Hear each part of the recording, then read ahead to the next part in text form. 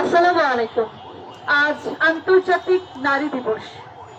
আমি মনে করি বাংলাদেশে এই নারী দিবসে কিংবা বিভিন্ন সময়ে নারীদেরকে মঞ্চে উঠিয়ে যখন সংবর্ধনা দেওয়া হয় তাদের সফলতার জন্য, যখন নারীদেরকে মঞ্চে উঠিয়ে ফুলের তোড়া দেওয়া হয়, ক্রেস্ট দেওয়া হয়, সংবর্ধনা দেওয়া হয়, এগুলো আমার কাছে মনে হয় ঘনিতা।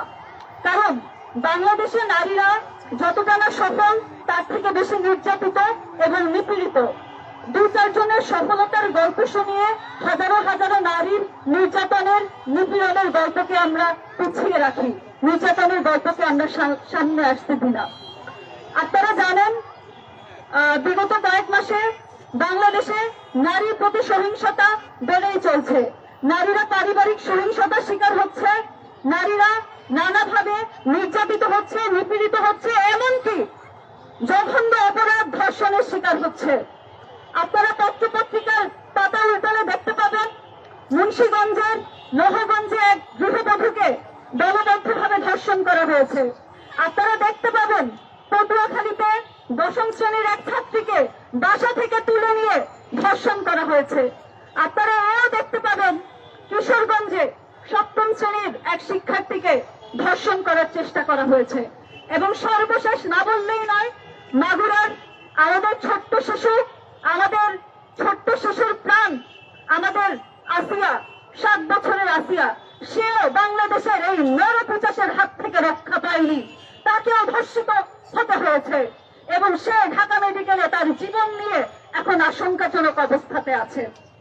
আমি একটা কথাই বলবো, জুলাই আগস্টে আপনারা দেখেছেন, আমরা দেখেছি, নারীদেরকে আপনারা অনুপ্রাণিত করেছেন, নারীদেরকে আপনারা সম্মুখ সারিতে আসার জন্য উদ্বুদ্ধ করেছেন, কিন্তু 5ই আগস্টের পরবর্তী সময়ে আমরা দেখতে পাচ্ছি আপনারা নারীদেরকে পিছিয়ে রাখছেন, নারীদের নিরাপত্তা আপনারা নিশ্চিত করতে পারছেন না। বাংলাদেশ নামক যে রাষ্ট্রে আমরা বসবাস করি, এই রাষ্ট্রকে একটা অথর্ব রাষ্ট্রে পরিণত করেছে এদেশের আইন প্রশাসন, আইন শৃঙ্খলা বাহিনী, এদেশের স্বরাষ্ট্র উপদেষ্টা। আমরা জানি ইসলামিক বিধানে আছে, ইসলামিক আইনে আছে, যদি কোন নারী কিংবা কোন শিশু পুরুষ কর্তৃক ধর্ষণের শিকার হয় তাহলে তাকে জনসম্মুখে পাথর নিক্ষেপ করে হত্যা করতে হবে।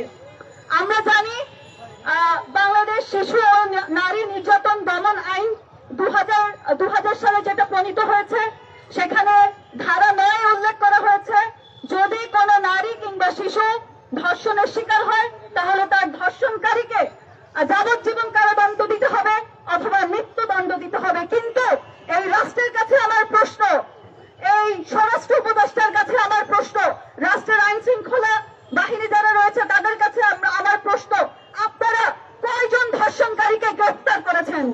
যখন একটা ধর্ষণের ঘটনা ঘটে আমরা ধর্ষণকারীকে দেখতে পাই, যাকে ধর্ষণ করা হয়েছে, যে ধর্ষিতা তাকে আমরা দেখতে পাই, কিন্তু যে ধর্ষণ করেছে তাকে গ্রেফতার হতে আমরা দেখি না।